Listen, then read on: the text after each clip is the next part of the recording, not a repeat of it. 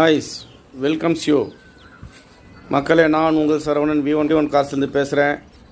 நான் இப்போ உங்களுக்காக அறிமுகப்படுத்தக்கூடிய கார் பார்த்தீங்கன்னா டாடா நெக்ஸான். வண்டி பார்த்தீங்கன்னா 2023 மாடலு. ஒரே வருஷம் வண்டி தான், ஒரே ஓனர் தான். இன்சூரன்ஸ்லாம் லைவில் இருக்குது.